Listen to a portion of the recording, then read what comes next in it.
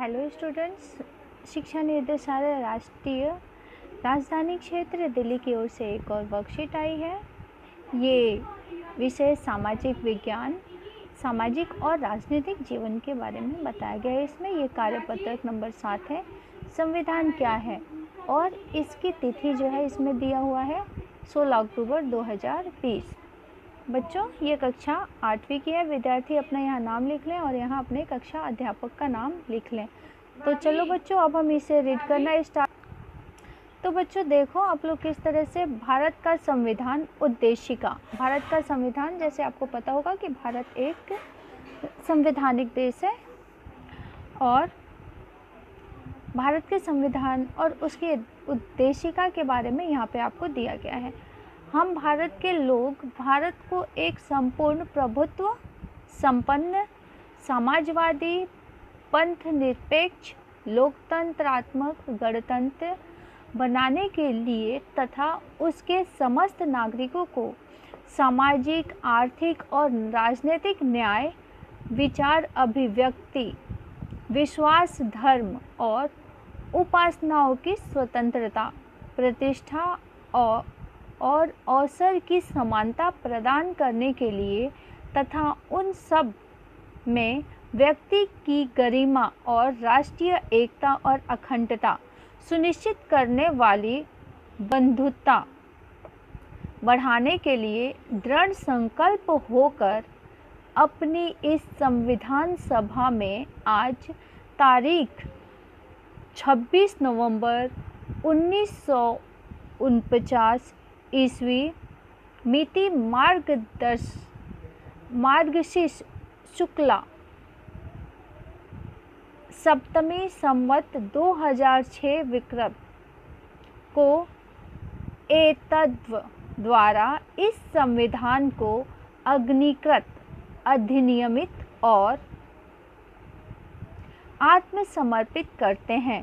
कहने का मतलब है बच्चों, हमारे संविधान में लिखा हुआ है कि हमारे संविधान के अनुसार हमारे देश का प्रत्येक नागरिक के साथ जो है वो ये हमारा संविधान एक बराबर और एक जैसा व्यवहार करेगा। प्यारे बच्चों, विद्यालय को सुचारू रूप से चलाने के लिए कुछ नियम, कायदे, कानून बनाए जाते हैं जिनका आप पालन करते हैं। इसी प्रकार किसी देश को कानूनी रूप और सुचारू ढंग से चलाने के लिए नियम और कानूनों की आवश्यकता पड़ती है। एक दस्तावेज के रूप में जमा किए गए इन्हीं नियम कानूनों को संविधान कहा जाता है।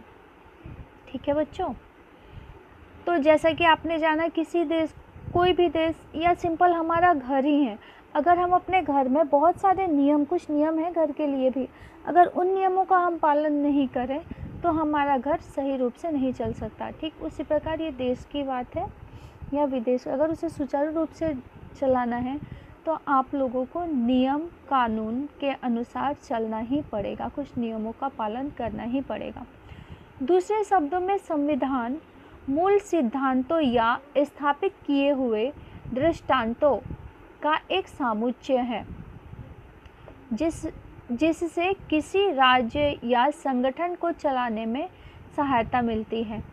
यह किसी भी देश का मौलिक कानून है जो सरकार को अभिन्न अंगों की रूपरेखा और मुख्य कार्य का निर्धारण करता है।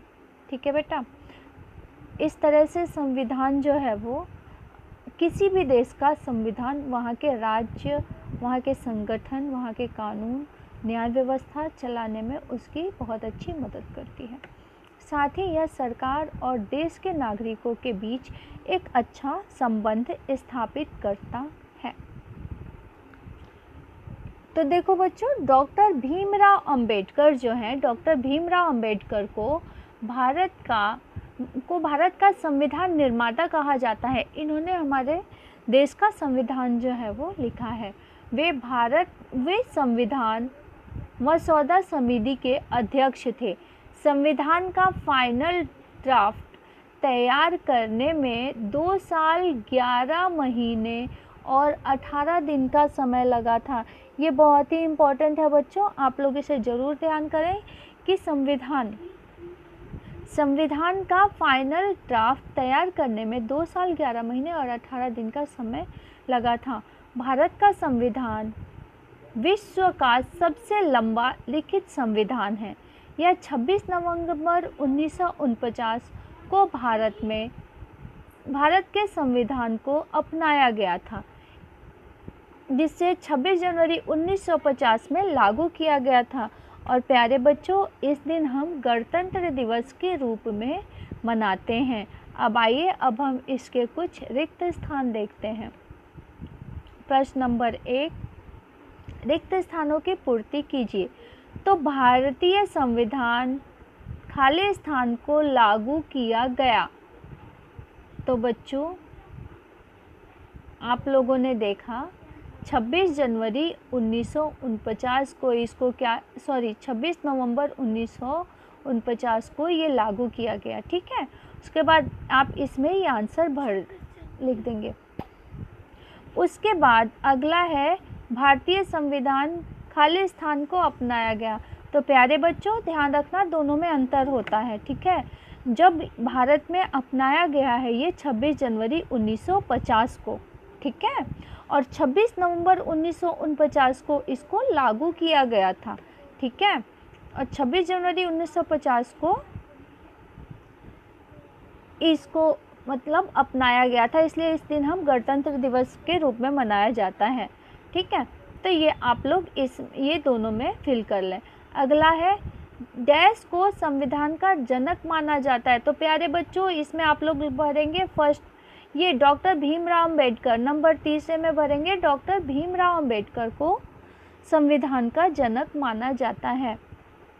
अगला प्रश्न है बच्चों कि भारतीय संविधान को बनने में डैश का समय लगा।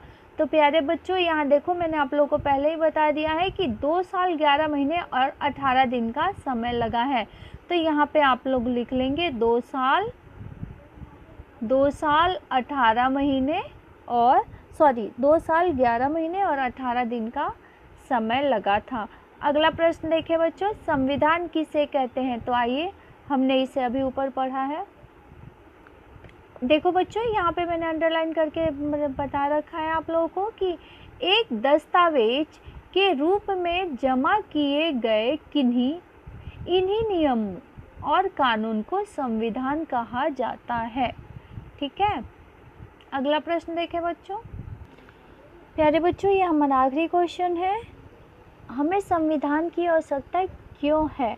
तो प्यारे बच्चों, आइए हम इसका आंसर देख लेते हैं। तो देखिए बच्चों, हमें संविधान की आवश्यकता क्यों है, ये मैं आप लोग को बता रही हूँ। किसी भी देश को कानूनी रूप और सुचारू ढंग से चलाने के लिए नियम और कानूनों की आवश्यकता पड़ती है। ठीक है बेटा, तो आप लोग पहले यहाँ से यहाँ तक लिख लेंगे, उसके आगे लिखेंगे यह किसी भी देश का मौलिक कानून है जो सरकार के विभिन्न अंगों और रूपरेखाओं और मुख्य कार्य का निर्धारण करता है।